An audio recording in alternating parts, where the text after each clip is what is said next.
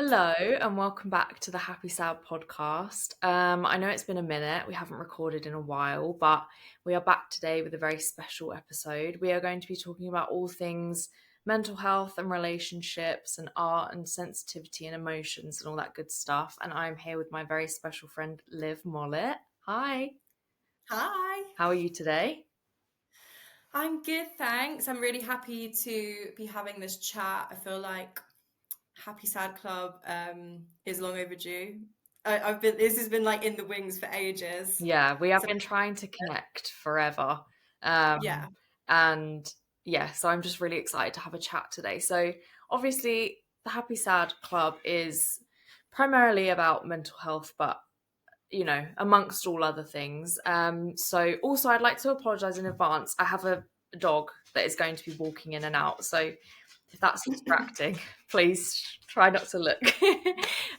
So, yeah, Liv, let's just have a rundown of like your kind of mental health experience and where where it started, how it's going, like what's your vibe basically. my vibe. My vibe is complex.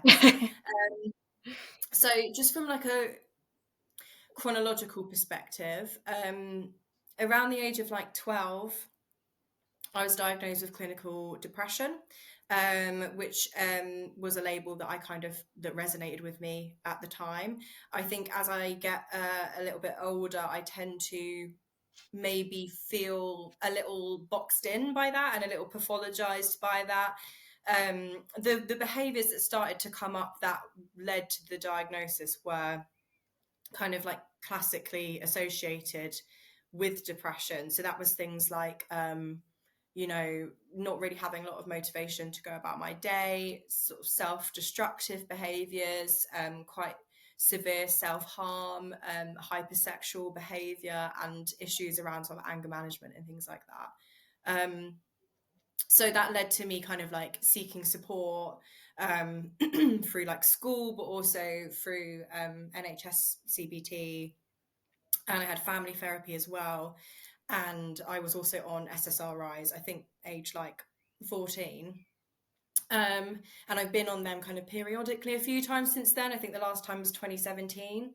But I think in terms of like nowadays, I tend to feel a little bit more like reflecting back that I was definitely depressed, but I think I was actually a child having like a very valid response um, to trauma happening at the time, to probably some undiagnosed neurodivergence as well, and also to sort of unmet like attachment needs from my caregivers.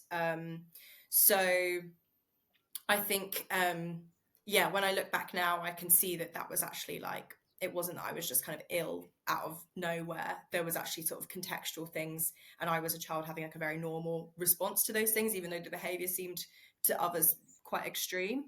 Um, so yeah, I think like the so one of my favorite thinkers, Gabor Mate, he um, basically talks. He's basically an addiction specialist, ADHD specialist, but a trauma specialist overall, and he's absolutely fantastic. I'd really recommend anyone to go and like check out his work. Um, but he talks about how trauma isn't the event itself; it's kind of the feeling alone in that event or feeling alone in the pain. So um, things are always going to come up in life like grief or traumatic events, but it's how supported you feel, how seen you feel in your pain in those moments, that's what embeds the trauma or not. And I think that was kind of my story, was that I think I sort of learned or internalized quite early on that I was alone in my kind of emotional world, and that also my needs were too much. Like my needs were I was too sensitive, I was too intense, and therefore I kind of internalized quite early on like those like core beliefs. And I think since that point, well, I think you get to a certain age, like you'll probably like relate to this, Ella. Like you get to a certain age where you kind of have this like light bulb moment where you start to sort of like look at the tapestry of who you are, and think like, what's like actually me, and what's like a trauma response or societal conditioning or things I've had to become to survive in like difficult circumstances or in a society that doesn't accept me or whatever it is for you.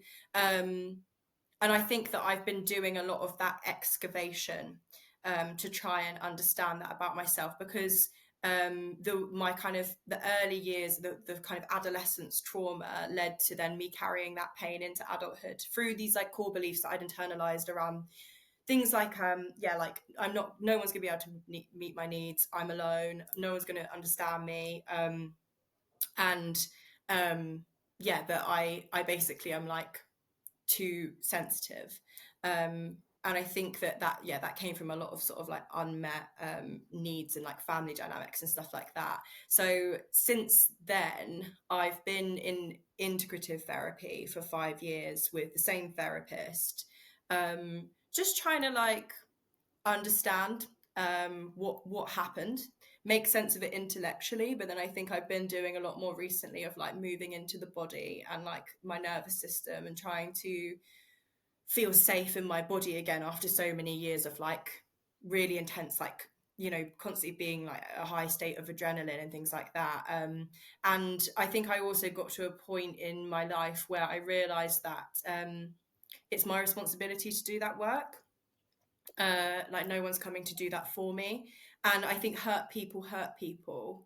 And I think at times, because of the kind of early years stuff, I was potentially like, even though I think I'd like to maintain that I've always been like a good person with a good heart, I think there was potentially times where I could be quite difficult to be like in a relational dynamic with, whether that was friendship or relationship or whatever, because my low self-esteem would make me kind of quite defensive or reactive, or, you know, not easy to communicate with at times, and project a lot of those wounds onto other people. So I also really wanted to like work towards being like a better friend, a better partner, and a better person, you know, be able to show up in the world how I wanted to, in a way that aligned with who I really am at my core before I became all of those kind of trauma responses. So yeah, that's kind of my vibe. Stuff, I guess, like it's quite a lot there to unpack, but yeah, that's how I would like summarize it, I guess. Yeah, no, I think that's really interesting. And we are very much the same in that kind of like, we are these just women with huge emotions and like huge burdens on us, it feels like. And, you know, like we just feel the whole universe, we feel everything so deeply. And sometimes the world just doesn't cater to that big of an emotion, and people kind of don't really know what to do with you, and you're told you're too sensitive or you're taking things too seriously. And it is a very interesting dynamic to have. And like you said, kind of excavating all of that to find out who you really are. And I'm on that kind of same journey. I talk a lot about, you know, Ella without anxiety, and who is she really, because it's been so long that I've been feeling Mm. this way, that I don't think I really know her without all of Mm. the other stuff that comes with it, and trying to kind of dig deeper and to, you know, I always really like fantasize about that moment where I'm free from it and I just get to be Ella without anything else. And I feel like it's probably the same for you. Is like you've built up so much of this like trauma and these responses and these situations where the trauma was part of it, and all of these, you know, like mental health issues, and then therapy, and you kind of forget who you are at the core of all of it because you feel like everything is so stacked on you. But so when you started to kind of exhibit those behaviors, was it you that said, right, I need to go and figure this out, or was it other people that were kind of concerned? Or Mm. Yeah, I think from my memory, um, I mean, I've always been like ahead of my years, I think, and I knew when I wasn't well, and I knew when things. This is the thing. There's this amazing quote, and it is just my life story. Crazy is often being right too early. Um, my response to what was happening in my family, in my life, was proportionate. And it was an attuned response, because I'm a highly sensitive person, and I knew that. I always knew that, even though I was told like, that's crazy that you're behaving like that, or like that you're hurting yourself, or that you're doing this. Like, I knew intuitively, even at that age, that no, like, I'm not wrong. This is wrong, you know? Um, so I kind of knew that I wasn't well. Um, and I did sort of talk to friends about that. Um, I think in terms of like who actually kind of like escalated that, I suppose it was my parents, you know, because they were kind of like, you know, this girl needs help. But I also used to put myself in crisis situations, because I learnt early on that that's what I needed to do to get the care and the attention, which is so sad. And it's something that I still have to battle with now, where it's like, actually, you don't need to be on death's door for people to care, you know. But I used to kind of like, so that would manifest in kind of putting myself in hospital, or getting really, really drunk, or like, you know, just attracting chaotic situations. But I think it was like, yeah, my parents, school also got involved, you know, as they did in their kind of slightly janky, clumsy way back then, where they were kind of like, oh, you all right, love? And I'd be there like, no. And they kind of signposted me, I think, to like NHS services. And then I had obviously professionals that I was kind of, that were checking in on me. So yeah, it was kind of an amalgamation of people, but I always knew that, you know, I this wasn't I always knew I was like right. But I also knew I wasn't well, you know. Yeah. Yeah, and as a child, you don't have autonomy or agency really. So that's the one thing as an adult that has been really healing for me. And I suppose reconnecting with that authentic self, like we were just talking about, is actually being like, no, actually, you're really highly attuned and you're really sensitive, and that's like a beautiful gift, you know. And I've always been like that, even as a child, you know, and I've always needed a lot of love, and I've always been somebody that's very kind of like, yeah, I think that a lot of the, I don't know, maybe like you could confirm whether you've done this in therapy, because I think it's a very common thing, that a lot of like the inner child stuff has been how I've really tried to connect with who actually am I? What was I like as a kid before all of that stuff happened? Yeah. You know, like, what was my temperament? What was I drawn towards? And actually, what I saw was a very vivacious, extroverted, confident, creative, sensitive young girl who is who I feel so connected to now.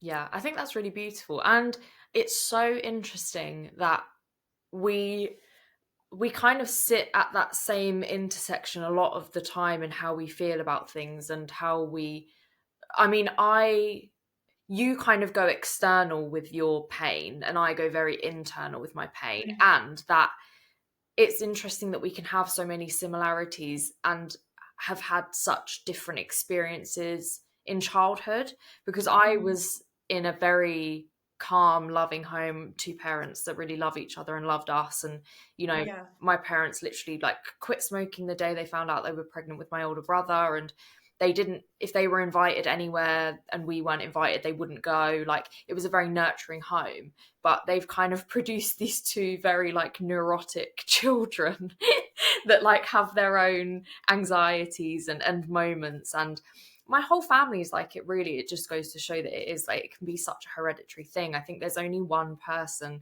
or like two people in my immediate family, like one of them is my cousin, that are just completely unfazed by everything, but all the rest of us have some sort of like issue or something, or you know, working through something.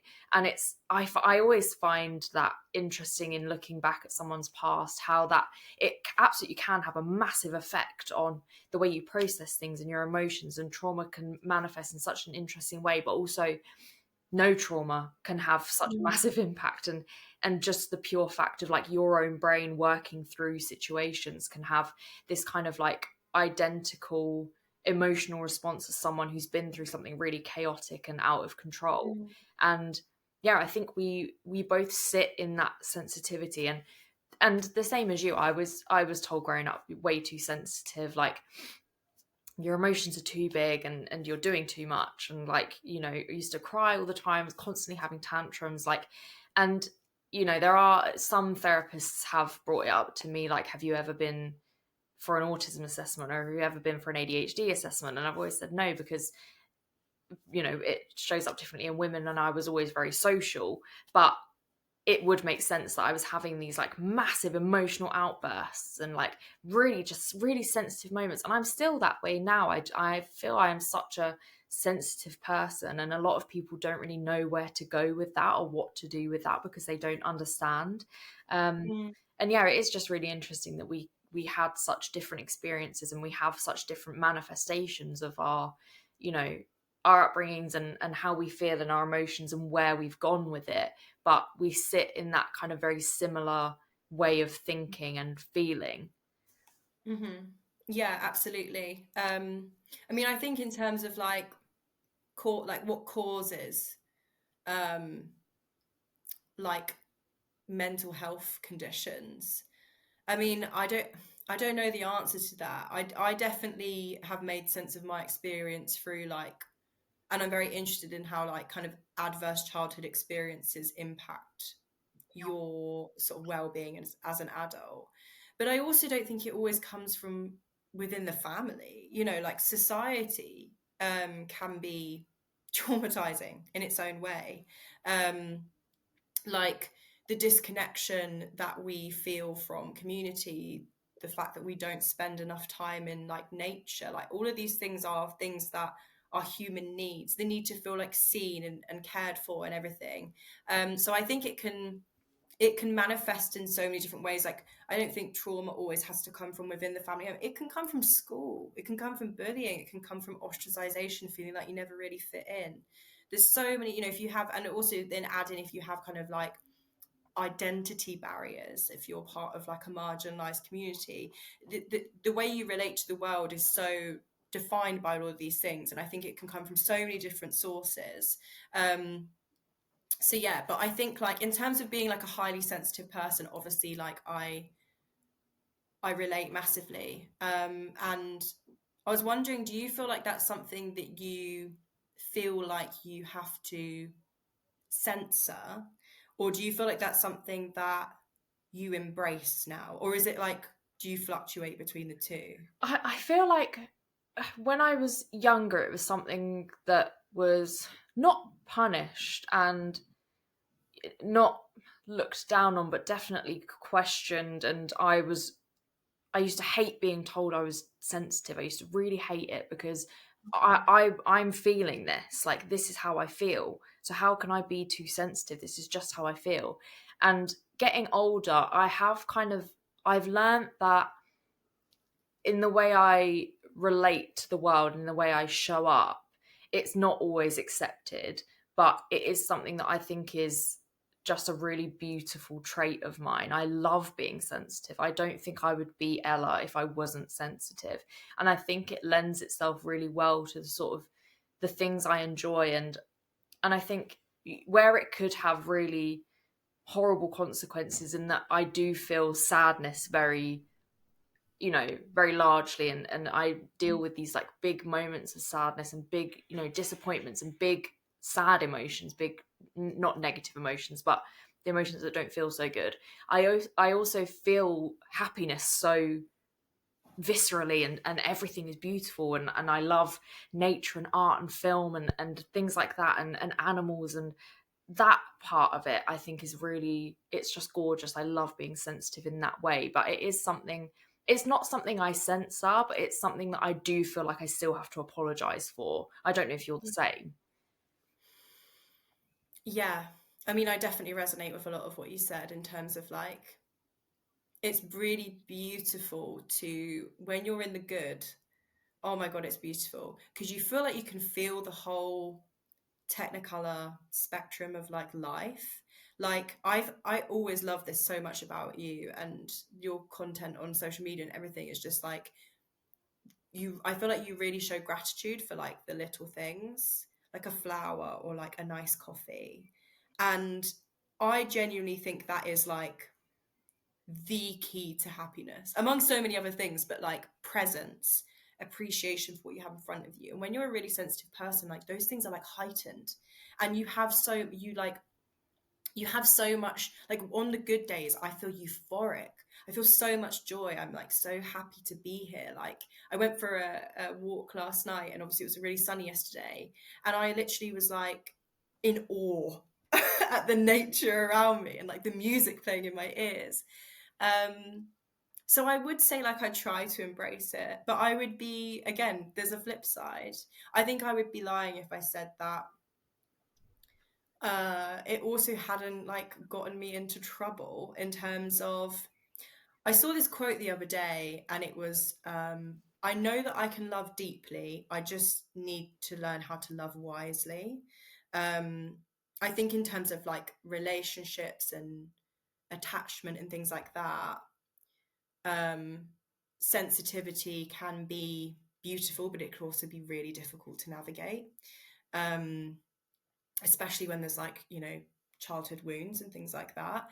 Um, so yeah, I think that I fluctuate. Sometimes it feels like a blessing, and sometimes it does feel like a curse, and I can't sugarcoat that reality, you know. And like you said as well, like it means that you feel those negative emotions on such like a heightened, again, in such a heightened way. That's why I've always been somebody who has to really be on top of looking after myself and put things in place, like actually implement things to make sure that I'm going to be okay. One thing that I do is like track my menstrual cycle, and because my mood is really determined by that, so in my luteal phase I'm like really sensitive and I really struggle, and then like at the moment I'm ovulating, so I'm like woo, like let's go to a party, do you know what I mean, like let's talk to everyone. So I think like trying to be like attuned to that as well, but even when you're a really sensitive person, even things like that, like for some people like their luteal phase might be like they get a little bit pissed off. For me, I'm like, I need a safety plan. You know what I mean? Yeah. So yeah, it's a blessing and a curse. It really is. No, I completely, and I feel like it's like you said about gratitude, it's such a learned behavior, because it's really truly the only thing that gets me by sometimes, is like that appreciation for things. And like I've talked about this on my close friend story of like how emotional I get about my post lunch cup of tea, like that one cup of tea for As you should. like, yeah, it's like it's enough to make me weep. And you know, some people would be like, are you serious? Like, are you for real? Yes, it makes me really emotional. Like these little moments, like going out to feed the birds, and like, you know, sitting with my dog, and you know, like watching a really good film. I'm like, I feel it, so it like it's like a gut punch for me of like emotion and just feeling these things. But you're right, like it is such a blessing and a curse, because you do feel these negative emotions really like so deeply in your core, and it can take ages to like come back from things and to bounce back and kind of, yeah, to kind of process these things and to go through things and feel sad, and for other people to not really understand why, or to, you know, to kind of question your processing or question your emotions, which is really difficult when you've kind of done the work to be able to accept how you feel. So yeah, it's definitely a blessing and a curse, but I think it's it does feel so much more like a blessing now. Yeah, so it is like a massive blessing and a curse, but I feel like we definitely wouldn't be who we are without those big emotions. And I think we just kind of have to embrace them, because if you don't, you end up feeling really alone in how you feel, and that people aren't reacting to things the way you are, and it can feel really lonely. But kind of knowing you on a personal level, like you've spoken about how you've worked with like homeless people and addiction, and I was wondering how that kind of, how that's opened your eyes to your own mental process, or like your own mental health, or like what you've kind of gained from that experience. Yeah. So just for anyone watching, my background has been like working in homelessness services. So that's been with like young people, but also like an adult service for specifically around substance use, and then now I work in policy for a national provider of mental health and drug and alcohol services. So that's more kind of like government focused and external affairs sort of stuff. So it's not direct support. So that's kind of the context. In terms of like what I've gained so much from that work. I tend to think normally the people that gravitate towards doing that work are people who, you know, are like healers and people that want to, that understand that not just from a textbook, but from their own lives as well. And I think in terms of like what I've gained from it, I mean, I'm really interested in addiction, and I'm really interested in that on a kind of societal level and a political level as well. I think it definitely has taught me that like we all, when you, especially when you have sort of unmet needs in childhood, we reach for things that are going to soothe us because we're human beings that are like programmed for survival. So we'll learn things early on in life, and sometimes we'll learn those things from like our caregivers. So for example, if you were around a parent who like leaned on alcohol a lot to de-stress, like as a child you'll kind of be like, ah, okay. If you're not given those tools on like regulation and emotional kind of, you know, management, I suppose. And so I guess it taught me that like everyone seeks to self-soothe, and self-soothing can be really healthy if it's the right kind of tools, which a lot of the time as a kind of culturally we don't teach children, we don't teach each other like how do I regulate my emotions, like what's a healthy way to process. If anything, we promote more unhealthy coping mechanisms and self-soothing tools such as substance use, which is kind of so widespread, and it can be anything from like caffeine to sugar to heroin, you know. Ultimately what that is at its core is the same. You're trying to fill the same void, you're trying to soothe like the same wound, which is normally like not feeling seen, not feeling connected, being afraid to be vulnerable, trying to numb. It's a numbing, it's an escapism. And again, Gabor Mate talks a lot about addiction, and his main kind of thing is like, do not ask why the addiction, ask why the pain, because addiction isn't the primary problem, it's the symptom, it's not the cause. So it's about being like, what is it that you're trying to escape when you're taking that substance, or when you're binge eating, or when you're doom scrolling, or when you're going back to your ex who you know is like really bad for you. You know, what is it that you're trying to run from? What is it that you're trying to soothe? So I think it's taught me a lot about like how it's very easy to like see like you know, a really entrenched street homeless kind of drug addict on the street and see that person is separate. But we all have, I think we all carry like unhealthy self-soothing and coping mechanisms. What you reach for is going to be determined by like your life experiences, and also massively impacted by like health inequalities and poverty and things like that. And do you have access to resources? Do you have access to trauma therapy? Things like that. But ultimately, it's all the same. Addiction is, it speaks to an unmet, profound like human need, which could be so many different things. But I think working around it and seeing it has made me notice it on a much more wider scale in society, but also given me a lot of compassion. Because it's, I think a lot of people we still deal with a lot of stigma around addiction, and there's still a lot of misconception that it's a choice. And I can tell you, when you've seen, you know, addiction really up close and the way it really destroys lives, it's, no one would choose that consciously, you know, no one would choose that. It doesn't mean that people don't have autonomy to make changes. Their ability to make changes, however, is like determined by so many things, external and internal.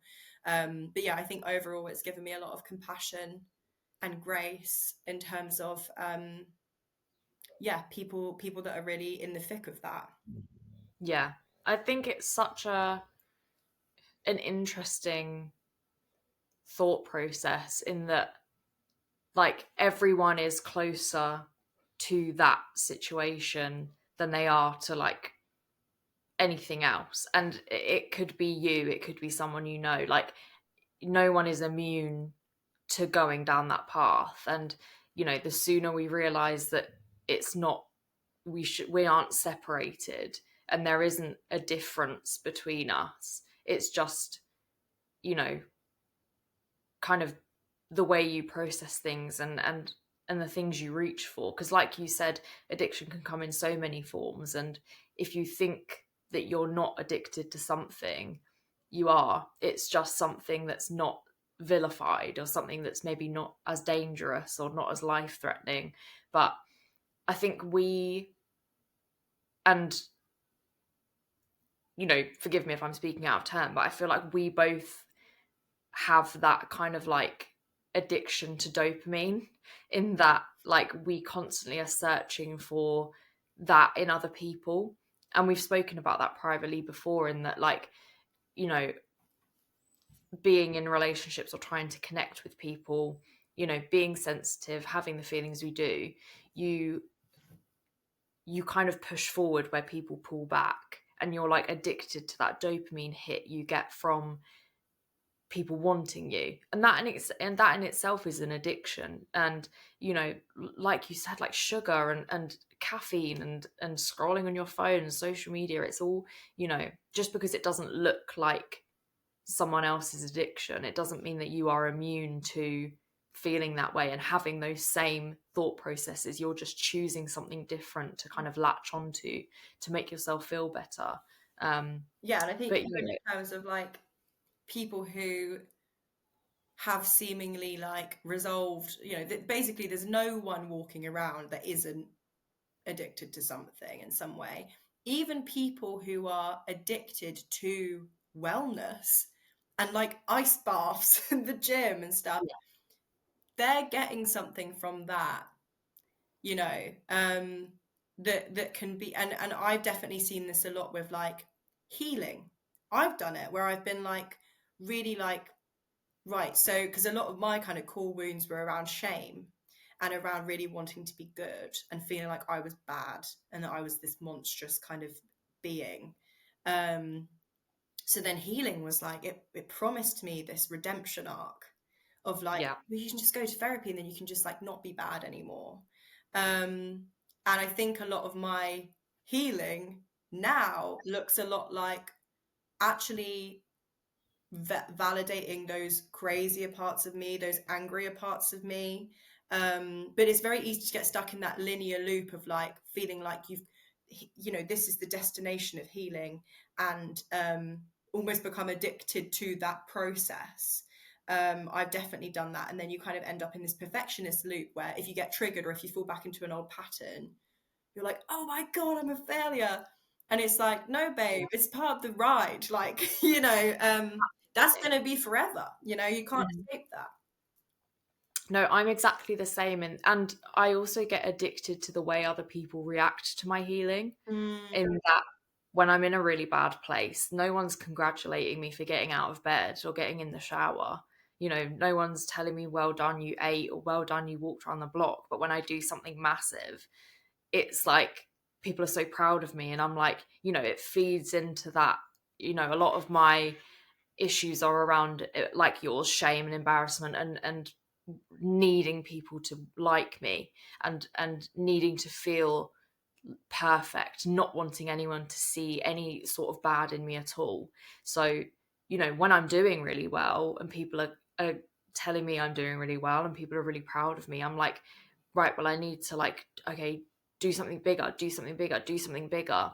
But that's not how you heal. It has to be so small. You have to like kind of walk in these tiny steps, and you feel like you're doing nothing, but really you know you're you're kind of doing everything for yourself in the long run, rather than like the short term kind of wins. mm, um but yeah, it's everyone is addicted to something, and it's so interesting that you, like you said, it can be that you are addicted to healing as well. And you know, whether that's a good or a bad thing, I think it's only a bad thing if you're doing too much, or you're relying on the applause of other people, and you're not congratulating yourself, and you're not feeling those wins as like a personal achievement over like something that everyone can bask in and tell you how incredible you are. And you know, but yeah, I think also something people don't talk a lot about is how your mental health can really impact your romantic relationships. And you know, we've spoke about this before, but what is kind of your view on kind of how your mental health or other people's mental health has kind of like affected the way you navigate relationships in kind of like modern times, in this like kind of new online generation, and you know, all of that stuff? Mm. Yeah, such a good question, and so topical, I feel like, for you and I, because we are lover girls struggling Yeah. out here. um, yeah, I mean, I feel like I always go back to like early years development and attachment. For me, um, I would say that that is the biggest, like the biggest influencer of my romantic decisions, and probably my pain romantically as well. Because I think what what a lot of people experience when they don't get those attachment needs met early in life is they will then go seeking what they didn't get, or they will go seeking to change the outcome of their early life kind of pain, to break the pattern, as you will.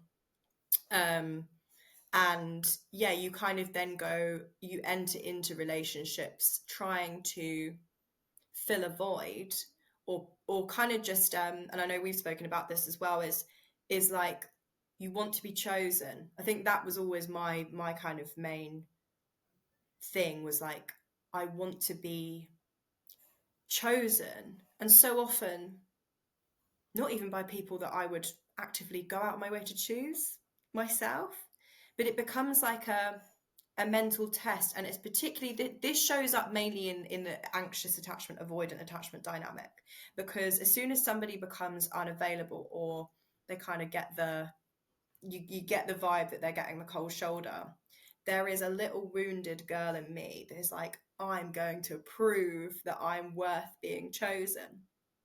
um and I think that can come from like not just like childhood stuff, but it can come from everything. It can come from being socialized as a woman. You know, it can come from so many different things, of this like real want to be chosen by people. And I think what that means is that you, like, I definitely have tended to attract, not always, but I've tended to attract, like, yeah, people that show up in, you know, people I have to chase, people that I have, because I learned so early on that like love is something that one earns. You know, it's not something that's just given. It's not secure. It's something I have to yearn for. I have to fight for. I have to kind of drag out of somebody. And what that results in is a lot of like self-abandonment, and like crossing my own boundaries, and putting up with stuff that I wouldn't usually, which is very counterintuitive for me, because I'm actually quite like a boundaried, assertive person. But once I'm, you know, I'm in that dynamic, it can be very difficult, because my body doesn't feel safe until I've got the validation. You know, it's kind of a bodily thing. Like, rationally, I'm like, you know, this person is not worth my time. They've shown who they are, you know, but my body is, it doesn't, because it's not really about the person. It's about them triggering a core wound of abandonment, and then me being like, doing the same things I would do as a child to remedy that, which would be to yearn for the parental love I wasn't getting, or whatever. So I think it's really, I mean, attachment theory isn't everything, and it can be very binary, but it is something that is like so worth understanding and looking into, because for me, like, it resonates a lot. And I think you'll have different attachment dynamics with different people, and people will bring out different things in you, but I think we, you know, we tend to all veer towards one or the other, and I'm definitely you know, anxious kind of attachment style vibes. And I think that it's very difficult in this economy, which again I know you all relate to, in this current realm that we're living in, sort of culturally, because when all you want is closeness and to feel chosen, this is not the culture, this is not the time to be living through, because everyone is so afraid of being vulnerable. Like, it feels like a constant chess. Every interaction is like a kind of chess game of like, oh, I don't want to come off like this, or I don't want to play it cool or whatever. And like, I really struggle with that because I am not nonchalant.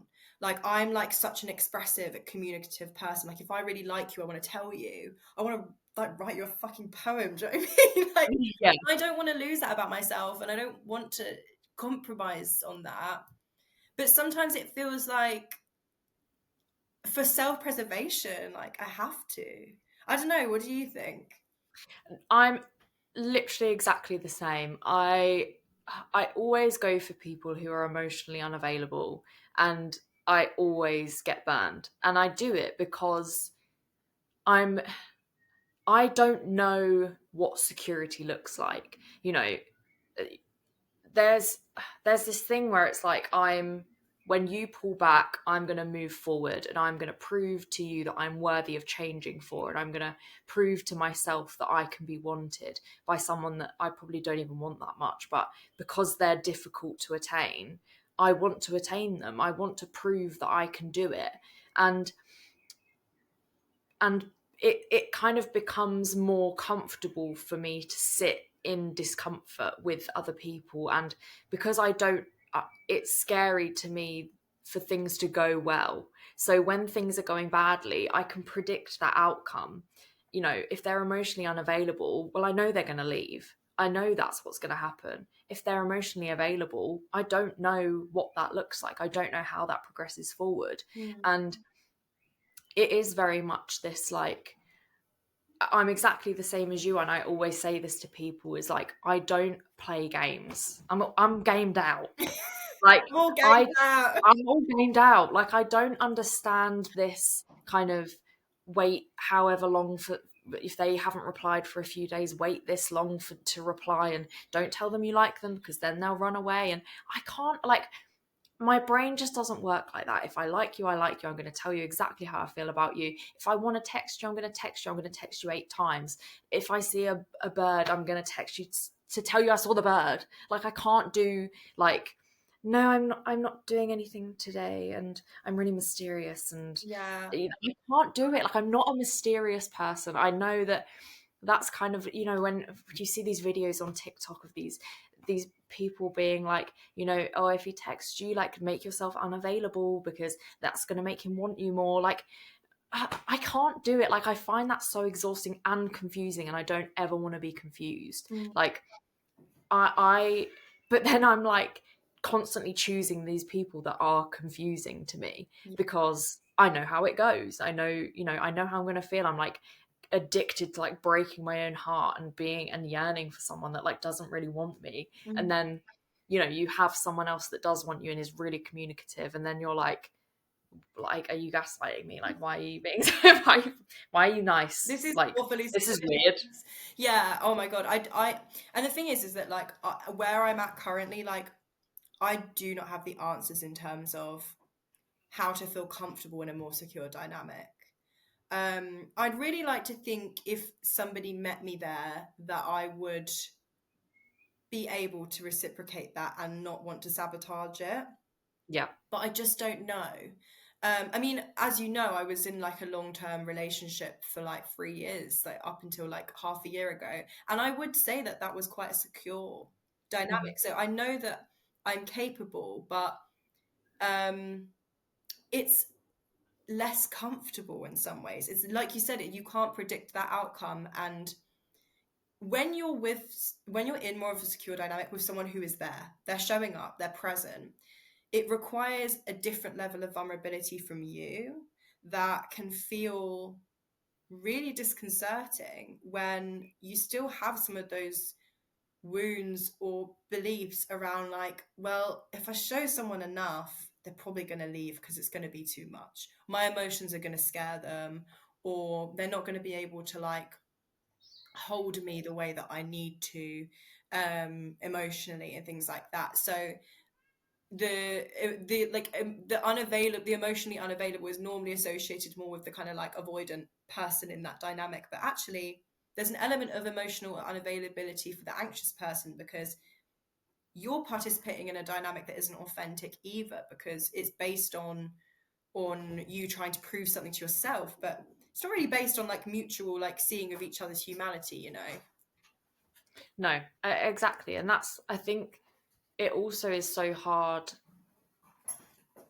being kind of mentally unwell and trying to date and then feeling like, you have this kind of like metaphorical baggage that you're kind of dropping at someone's door and asking them like, please look after it, and please don't be like everyone else, and please don't prove to me that I was right. Mm. And you're putting all this expectation on someone else to not heal you, but to make you feel worthy, when really it should come from within. But I also, like we've spoken about, like neither of us are a fan of the idea that like if you can't love yourself, no one else is going to love you, and that like you have to kind of present a fully formed ideal of yourself in order to be worthy of love. Because especially for me, I don't know when that's going to come along.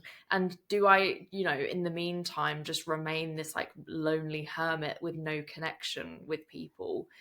Am I being selfish, kind of offering myself up to people and then kind of revealing that there are things about me that are really undesirable as a partner? And that's not me slagging myself off by any means. I think I'm a good person. I think I'm kind. I think I'm fun. I think I'm creative. I think I'm a good person. But there are absolutely parts of my mental health, my anxiety, that show a severe lack of desirability in in a romantic sense. And if I wait until I'm fully healed, that could be years. And then, am I just supposed to sit at home and kind of like convince myself that I don't want connection with people just because I'm not fully healed? And I know you feel the same way. Yeah, absolutely. I think a lot of hyper independence culture and like you have to be 100% yourself before you possibly let somebody else in is a load of shit. Um, and of course we're going to rely on other people to feel worthy. We're human. We're interdependent social creatures. Like that doesn't mean that they're, yeah, I mean, working on a robust sense of self, working on um and an ability to hone your own hobbies and enjoy time alone and invest in your other relationships, also important. Look at your career, whatever it is that's meaningful for you, they are really important things. But like somewhere along the way that whole kind of thing got turned into like you have to be this like extremely kind of like functioning therapized, healed individual. Um, and I just don't think that's true. And I think that there's actually no shame in wanting love.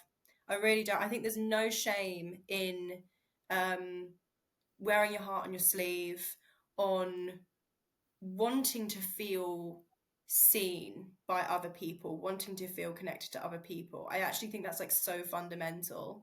And I definitely don't think that you have to be at 100% securely attached, or I don't think you can achieve like a lot of the healing work when you're not in relation with somebody else, whether that's a friend or a family member or whatever. Like we learn our triggers and our responses and our conditioning and everything through relational dynamics. So if we're not in those and we're just kind of like isolating ourselves and like not really being able to see how we're tested in these ways, it's very difficult to like see how those things are going to show up.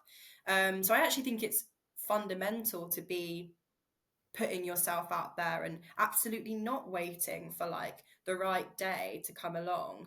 um yeah, that's what I would say to that. Yeah, no, I think, that kind of, if I could give any message to the wider public, is to like sit in vulnerability and sensitivity, and learn to be okay with the fact that you are going to have to share your emotions, and not everyone is going to receive that in the way that it feels good to you, and some people are going to like take advantage of that, but you are doing yourself such a massive disservice by keeping things, you know, stiff upper lip, and not showing anyone that you like them, and not being authentic in that way, because you are like instantly severing that connection with anyone. That could be, it doesn't just have to be uh on a romantic level, like your family, your friends, your community, the people that you just you meet. And I think it pays so well to be vulnerable. It pays so well to be sensitive, and I think it's an important conversation to have, to like to say it's okay to have big emotions. It's okay to show them, actually, because you know as much as people love to say that you know it's more attractive to be unavailable, and it's attractive to be this and mysterious, and for people to not know you, it's never worked out well for me to have not been myself. It's never felt good to hold things in. It's never felt good to not show people that I am extremely sensitive, and that's what you're getting. Because also at some point that mask is going to slip, and people are going to see you for who you really are, and some people aren't going to like that, but majority of people are, and it's much more valuable and kind to yourself and to other people to like show up as that version of yourself, and to show emotion and vulnerability and sensitivity. And yeah, I think that's what we both do really well, but you especially, I feel like you are so good at connection, and so good at connecting with people and seeing people, and kind of connecting on a level where you're right there with them. There's no I'm here and you're here and we're so different, like. And that's why I feel like you have such great friendships and great kind of community around you, is because you see people, and they in turn see you. And if everyone could do that, I feel like everyone would kind of get on a lot better. Mm. Yeah, yeah, I think I totally agree in terms of like vulnerability is vulnerability is an essential ingredient for any sustained connection.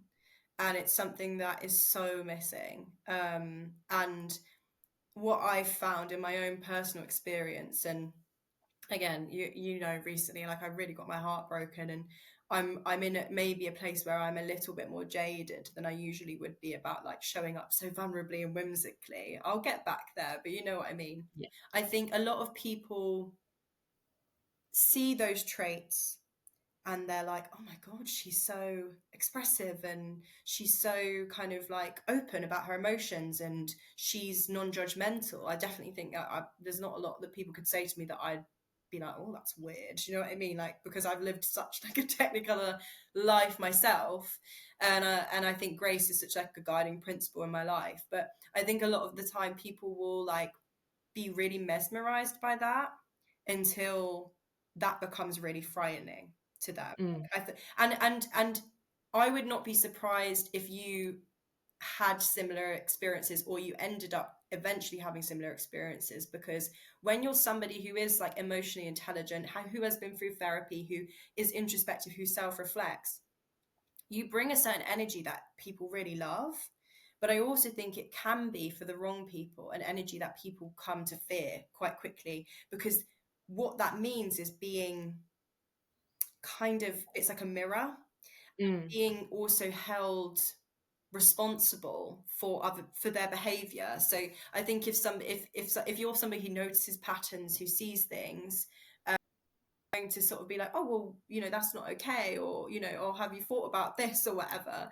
And I think that can also be really scary for somebody who isn't ready yet, who isn't in a place to do that work yet. And that's an experience I've had, like, a number of times, where the initial novelty of being with someone sensitive and emotionally expressive is there, but then it kind of actually becomes almost a problem, because you're not going Mm. to enable things, and you're actually going to want to have deep conversations. Like, I can't be in a dynamic with anyone where we just talk about like our food shop and the weather.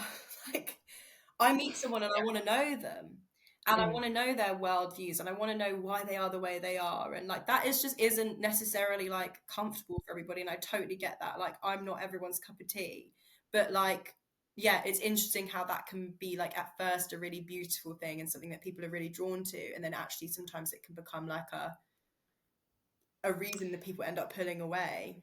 Yeah, no, massively. I completely agree. And I feel like again that comes down to like being authentic, and some people just kind of questioning that authenticity and questioning your vulnerability, questioning your sensitivity, and to actually be able to sit in that and be proud of it, and wear it, and show it, and kind of not really worry about how it's going to be received, because you're you're just being yourself. But yeah, I think that's a good point. And kind of I'd love to segue into anything that you would recommend to people, whether that's like music or art or books or film, or just anything that kind of like feel really represents you and your feelings, and like what you'd love for other people to like kind of take away and have a look at. Or Yeah.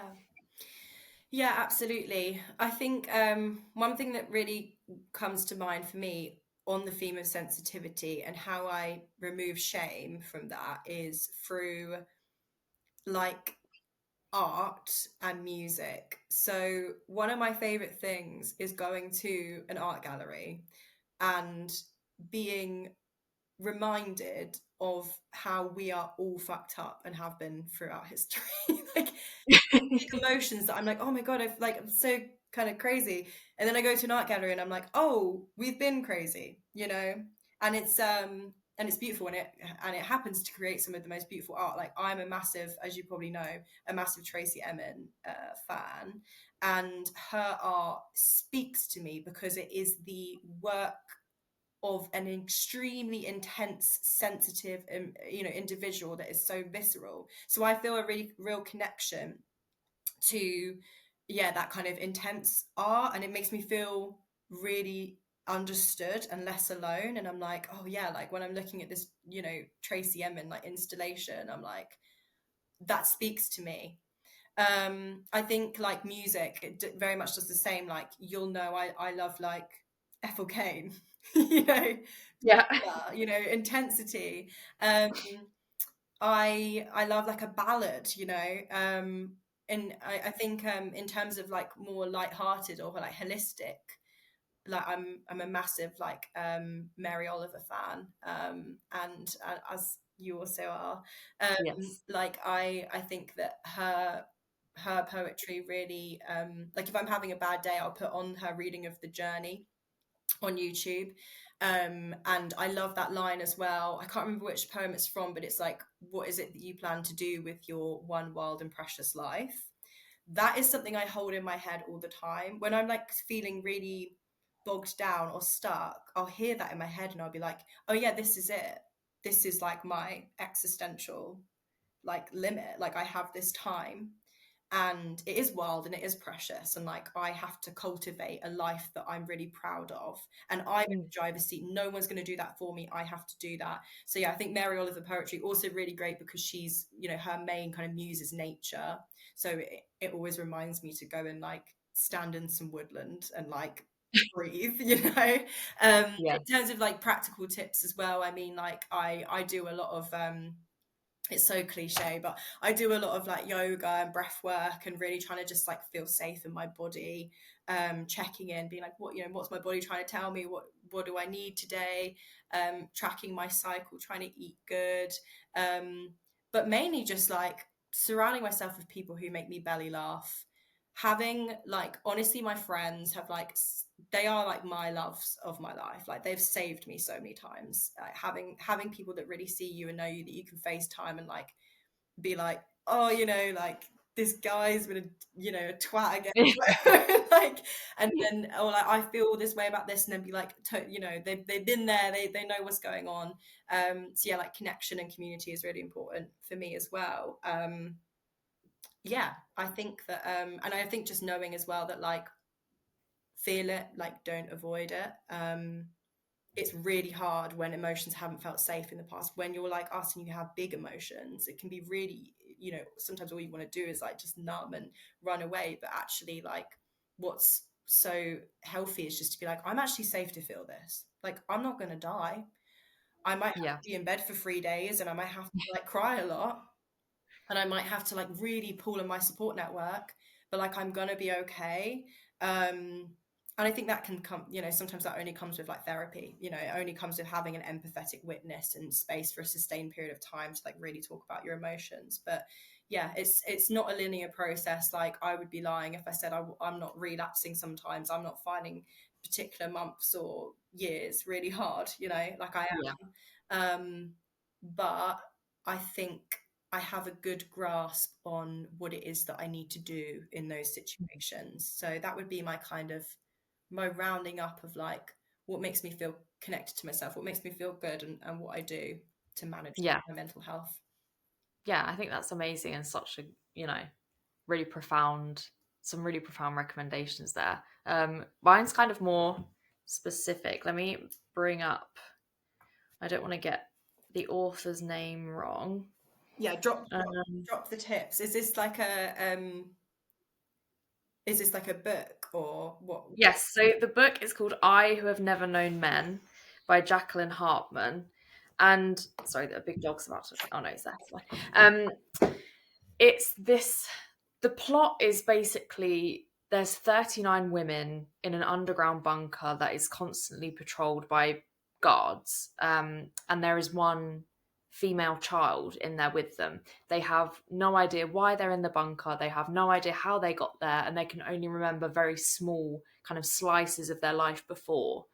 And the child doesn't have any knowledge of her life before, and it's just a very beautiful story about like her kind of learning emotions. And the title, I Who Have Never Known Men, she doesn't know men. The only men she knows are these guards that don't look at her and don't talk to her and only kind of enforce a boundary.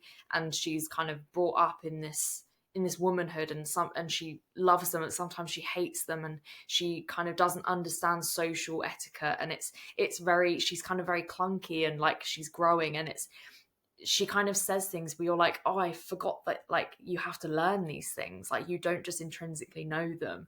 And yeah, it's just a really gorgeous book that I think, you know, no matter your gender, it's a really interesting take on society in a kind of different way, in a way that not we're not used to experiencing, and like growing up in a way that no one else has grown up, and learning things that you forget are not instinct. Mhm. um but yeah, and then kind of to close out, I would love to know what's making you happy at the moment and what's making you sad at the moment.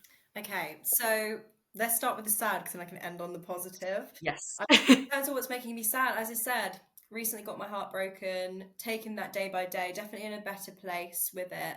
But yeah, it's part of life, isn't it? Like you think that it's going well and then it's not. and and yeah, I think that's kind of been the main source of like my woe Mhm. recently. But as I said, actually doing quite a lot better now. Um, and I think in terms of what's making me happy at the moment, um, so obviously I've like moved back to the Shire, being for a couple of months, which is like I had like mixed feelings about, but it's actually been really nice and restorative to be in a really familiar place after quite a turbulent like half a year or so, and be able to just like be in a place where I really feel like at home, even though like this isn't necessarily like where I want to be home forever, you know. And as I said, like I have bittersweet feelings around it. I think being in a place that's familiar for a little while and being able to just like focus on like restoring my well-being and seeing my friends and stuff like is really nice. So I would say that's my two kind of happy and sad things at the moment. Yeah, I love that. I'm gonna go with what's making me sad. I'm back in therapy, folks. I'm back in therapy. Listen. We've all been there, babes. We've all been We've all been there. No, it's a very different therapy for me, and I am learning a lot of different stuff that I haven't learned in any kind of therapy that I've had before. So it's interesting, and I'm feeling good about how things are going, and how things will continue to go. But it is always just like bittersweet to be back in therapy and to be like, oh, I'm not, I'm not healed, turns out. What's making me happy? Um, I'm going to be really lame and say the weather. Um, I'm such a like get outside in the sun and close your eyes and have a nap girl. And I am those of you who don't know, I have birds that visit my garden every day that I feed, and there's a robin that eats out of my hand. And like just being outside and all my birds are gathering, all my starlings, and they're all fighting each other and screaming, and I'm like napping, and my dog's laying on me, and I'm like, yes, there. this is precisely what I needed. Mhm. So yeah, that's what's making me happy. But um, I feel like that was such a lovely chat, and I kind of learned things about you that I didn't know before, and connected with you on things that I didn't think we would connect on. And I think that's kind of the whole premise of the Happy Sad Club, is to kind of find community in people and in things that you might not know people are going through, and to feel like you're not alone. So yeah, I just want to really thank you for coming and having a chat with me today, because it's been really fun. Of course. No, thank you so much for having me. That was so lovely. And again, I really felt like I learn't things about you as well. But I always knew that it would be a lovely chat Yeah, because, yeah. we're just each other's like number one fan. For real. So It is actually like sometimes I like reply to Liv's stories and I'm like, leave her alone. Like I'm like, stop. I'm like, you're in this so dynamic, but obsessed. this is a safe space for the lover girl. No, I love it. No, Yeah. thank you so much. It's been amazing. Yeah, incredible. So yeah, if anyone has anything they'd like to contribute to the Happy Sad Club, please feel free to get in touch with literally any of us. I know Blake's really busy doing really important stuff for his PhD and just doing these incredible things. Like he's got some like research stuff going on, which is incredible. We're all really proud of him. But if you want to reach out, hit the Happy Sad Club page up. We've got other episodes you can listen to, and other posts you can watch, and kind of yeah, feel free to just get in touch. So yeah, thank you very much, and we will say goodbye.